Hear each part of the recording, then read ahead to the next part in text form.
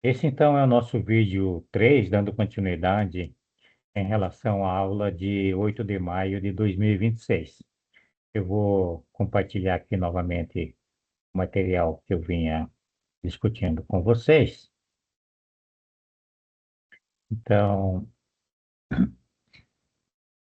é,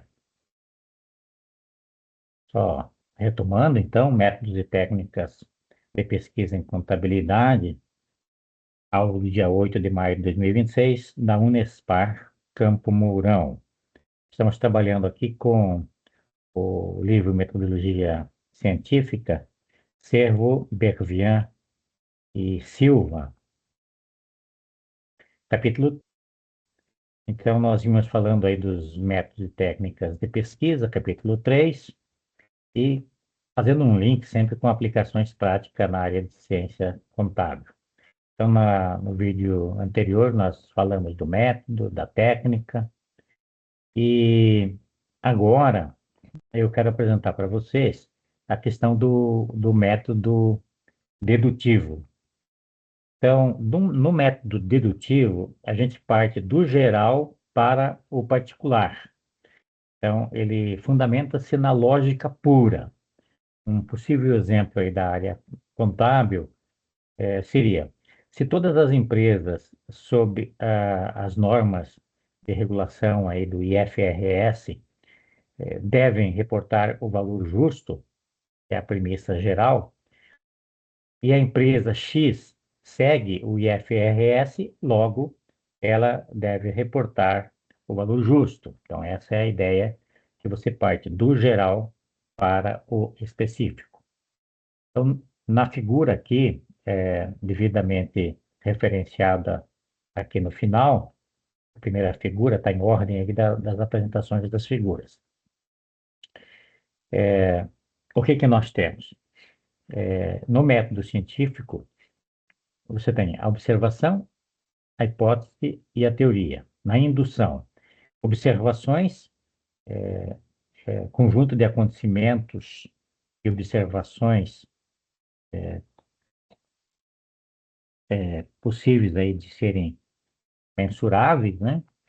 Então, a partir dele você estabelece hipótese, a proposição que estabelece as relações entre uma ou mais variáveis aqui dos acontecimentos, e a partir disso você cria as teorias, né?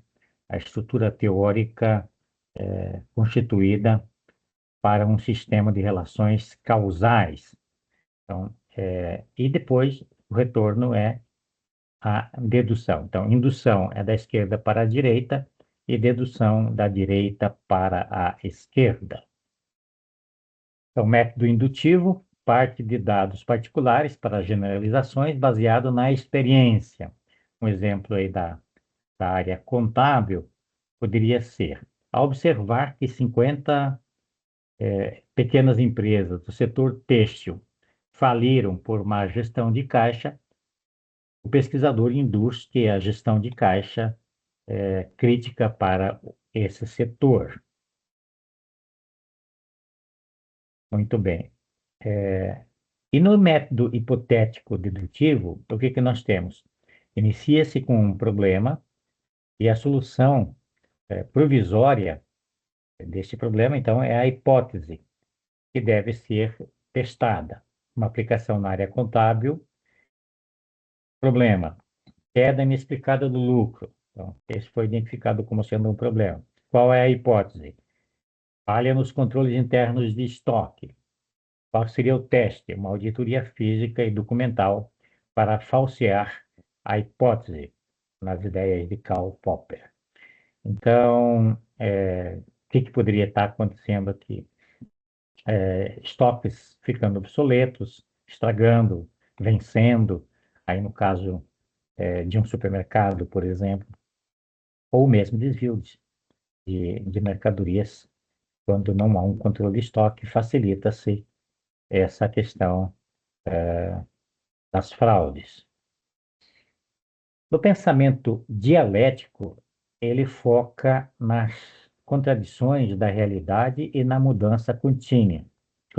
Então, tem a tese a antítese e a síntese. Um exemplo na área contábil poderia ser o conflito entre a essência e a forma jurídica, né, a tese, versus a realidade econômica, a antítese, gerando uma nova norma contábil, que seria a síntese. Em relação a métodos de procedimento, o que que nós temos? Por exemplo, o método histórico, investigar a evolução das normas contábeis desde 1976 até os dias atuais. E o monográfico, o estudo de caso profundo sobre a recuperação judicial em uma empresa específica. E agora eu gostaria de falar um pouquinho com vocês sobre a questão do rigor estatístico. Quando você for trabalhar com métodos quantitativos, né, com uma abordagem quantitativa de pesquisa, é normalmente esperado que você apresente algum, algum tipo de coleta de dados e análise de estatísticas em relação a esses dados. Então, nos modelos de previsão, um rigor estatístico seria aí uma previsão com 85% de acerto, né? Então, permite a redução de fenômenos complexos a números para análise de probabilidade. Um exemplo na área contábil, uso de regressão linear para prever o risco de insolvência, baseando-se em índices de liquidez de 1.000 empresas listadas na Bolsa. Complementando um pouco essa discussão aqui sobre a questão estatística, eu diria o seguinte, que deve-se realmente ter essa preocupação com o rigor estatístico. Eu quero indicar para vocês um software que é gratuito, chamado Jamove, ou Jamovi, e vocês podem baixar esse software estatístico e esse software vai permitir fazer alguns tipos de análise de forma muito rápida. Mas também vocês podem fazer isso através do Excel. Dentro do Excel tem uma ferramenta chamada ferramenta de análise. Tem dois tipos, na verdade, ferramentas de análise e ferramentas de análise VBA. Normalmente está instalado dentro do computador de vocês, basta ir em dados e depois de dados, bem na direita ali tem análise de dados. Se não tiver, você vai lá em arquivo, desce até o final lá, suplementos, e aí opções do Excel, né, suplementos, e depois você localiza ferramentas de análise, clica nos dois botãozinhos ali, e no próprio Solver, se você quiser trabalhar com a ferramenta de otimização, e dá um OK. Ou clica em ir, lá na parte de baixo, e depois dá um OK, ele se auto-instala, não tem custo nenhum. Então, para garantir esse rigor estatístico em pesquisas de graduação, sem elevar muito a complexidade, o segredo é você estabelecer testes de hipóteses claros e o uso da estatística descritiva avançada. Pode usar a simples para começar e, na sequência, você vai para a avançada. Na estatística descritiva, também com seus dados, dentro dessa mesma ferramenta análise de dados, você consegue gerar os resultados de estatística descritiva, mas também pode trabalhar com outros tipos de análise. Então, eu vou apresentar para vocês aqui 3 exemplos aí que você poderia utilizar e, e, e fazer aí uma aplicação mais rigorosa em termos estatísticos. Um deles seria um teste de diferença de médias, um teste T de Student. Recentemente eu participei, junto com um aluno, sobre uma pesquisa envolvendo preço de suínos. A gente pegou preço histórico e rentabilidade, né? Não só preço real corrigido, mas também a questão da lucratividade dos suínos no período de 2007 a 2026. Então, o que que nós fizemos? Nós dividimos isso aqui em 2 períodos primeiro período, segundo período, numa ordem sequencial, começando lá em janeiro de 2007, e verificamos qual foi a média, o mínimo, o máximo e o desvio padrão desta lucratividade. E deu diferença. No segundo período, período mais próximo agora, deu um valor maior do que no primeiro período. Mas quando se faz um teste de estatística de diferença de médias, usando o teste T, porque a volatilidade era muito alta, o desvio padrão das duas séries era muito alto, estatisticamente não daria para dizer que a diferença, ou estatisticamente a diferença entre as duas séries, em termos de média de lucratividade, é zero, foi zero nesse nosso exemplo que eu participei de uma pesquisa relacionada a preços de suínos. Então, voltando à questão nossa aqui, o rigor estatístico, então, em vez de você dizer assim, a média do varejo é maior, você aplica um teste T para duas amostras e o resultado vai indicar. E aí, nesse resultado, vocês vão encontrar lá um resultado chamado P-valor, ou P-value. O que é esse P-value? Ele é a probabilidade, o P de probabilidade. E o que é aceitável em termos de pesquisa? Normalmente, em análise muito rigorosas, 1%, ou 0,01, se é dado em decimal. Mas é aceito normalmente 5%, ou 0,05, e assim, num nível muito flexível, 10% ou 0,10. Acima disso, você desconsidera como sendo um teste estatístico válido. Então, se no teu teste T de diferença de médias, mesmo havendo essa diferença, esse indicador do teste T do p-value é acima de 10%, você tem que considerar que as duas médias estatisticamente têm um resultado igual a zero. Então, um teste simples de ser feito e que dá um rigor científico a uma comparação de valores. Um outro exemplo poderia ser uma análise de correlação de Pearson, o R de Pearson, né, que vocês devem ter estudado aqui no ano passado em métodos quantitativos. Por exemplo, você podia fazer uma relação entre o endividamento da empresa e a rentabilidade do patrimônio líquido, o ROE.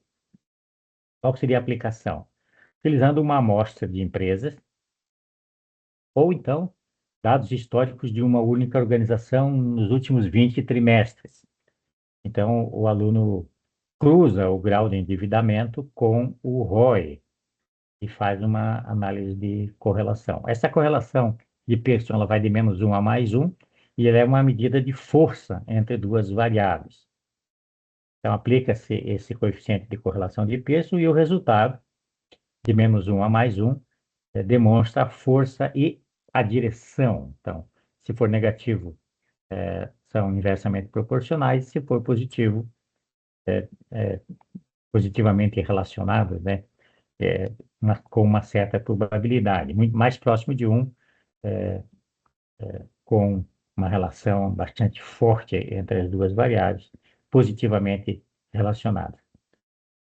Como eu disse, você pode descobrir aí uma correlação negativa forte, indicando que naquele grupo, quanto mais a empresa se endivida, menor é o grau do seu retorno, fornecendo um diagnóstico prático sobre a alavancagem financeira. Essas muito endividadas acabam pagando taxas de juros mais altas, aumentando as suas despesas financeiras e, com isso, diminuindo a sua rentabilidade. Seria um resultado possível. Poderia ser o contrário? Poderia. Empresas mais alavancadas, muitas vezes financiadas com juros subsidiados, em programas de financiamento do Finame e BNDES, conseguem ter e aí tem um patrimônio líquido menor, né? Então ela está mais alavancada, e o lucro que sobra, depois de pagar os juros, ele vai diretamente para esses acionistas, para essa quantidade menor de patrimônio líquido, então, gerando uma relação positiva, uma correlação positiva. Então, os teus dados é que vão dizer o que vai dar em termos de resultado. E, por fim, um outro exemplo seria uma análise descritiva com foco na dispersão, ou uma análise de variabilidade. Uma aplicação aqui, por exemplo, utilizando ERP. Comparar os gastos de uma empresa em dois períodos, 12 meses antes e 12 meses depois, ou se você estiver trabalhando com dados da B3, os balanços da B3, você vai ter dados trimestrais.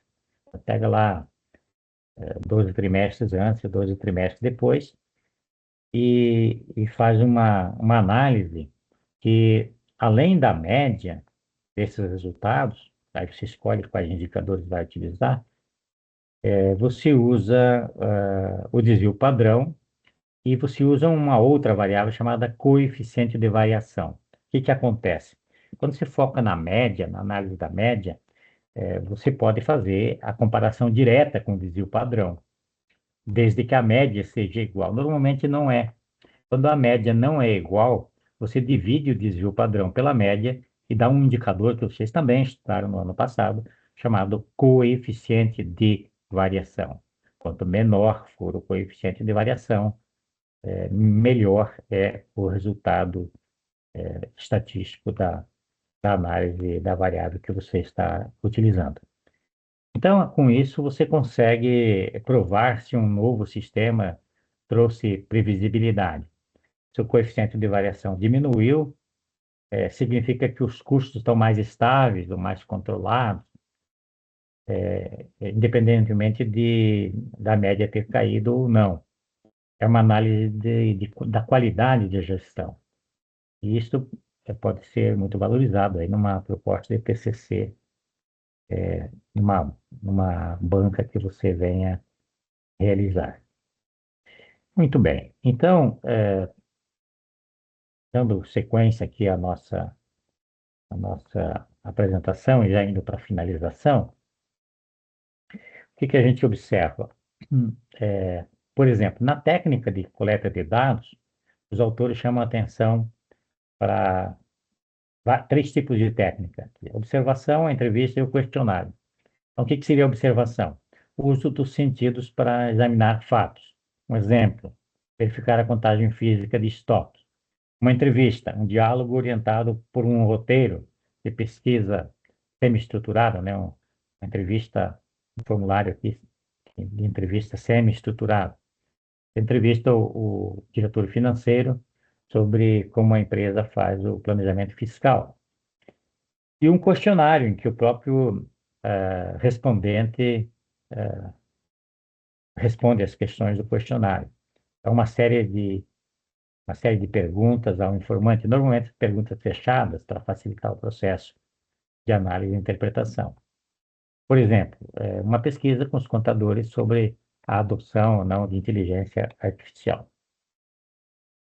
Então, essa minha apresentação aqui desses vídeos da aula do dia 8 de maio de 2026 não substitui a leitura do capítulo 3 da referência citada.